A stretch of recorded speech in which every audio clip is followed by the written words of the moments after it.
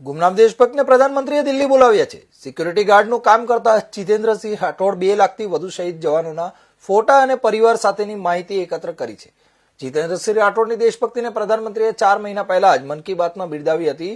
જીતેન્દ્રસિંહ રાઠોડને 10 દિવસ પહેલા પીએમઓમાંથી ફોન કરી 26મી જાન્યુઆરીએ દિલ્હી બોલાવ્યા છે।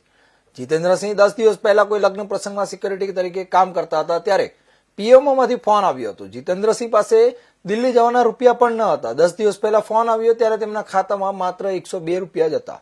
પીએમઓમાં જાણ કરતા પીએમઓમાંથી જીતેન્દ્રના પરિવાર સાથેની ફ્લાઇટની ટિકિટ કરાવીને દિલ્હી બોલાવ્યા હતા। સિક્યુરિટી ગાર્ડ જીતેન્દ્રસિંહ પહેલી વખત પોતાની પત્ની સાથે વિમાનમાં મુસાફરી કરશે।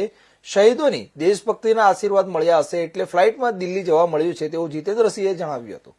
જીતેન્દ્રસિંહે સિક્યુરિટીની ડ્યુટી સાથે પહેલા વિશ્વયુદ્ધથી લઈને કારગિલ યુદ્ધ અને 2026 સુધી શહીદ થયેલા 2 લાખથી વધુ શહીદોના જવાનોની માહિતી એકત્ર કરી છે। 2 લાખથી વધુ શહીદ પરિવારોને પોસ્ટકાર્ડ લખીને પાઠવ્યા છે। સંવેદના અત્યાર સુધી કરેલી મહેનતને જીતેન્દ્રસિંહની શહીદ સ્મારક હોલ બનાવવાની ઈચ્છા છે। તેનાથી આવનારા ભારતને સાચી રાષ્ટ્રભક્તિ પ્રેરણા અપનાવી આવતીકાલે પ્રધાનમંત્રીને મળીને પોતાની ઈચ્છા અને શહીદ સ્મારક હોલ બનાવવાના સપનાની રજૂઆત કરશે। શહીદ સ્મારક હોલ બનાવી તમામ શહીદને અમર કરાવવાની જીતેન્દ્રસિંહની ઈચ્છા છે।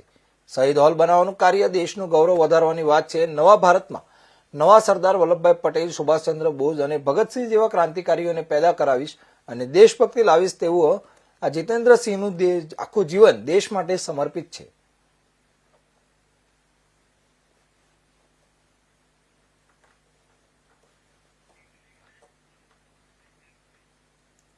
સમાચારમાં આગળ વાત કરીએ મહેસાણા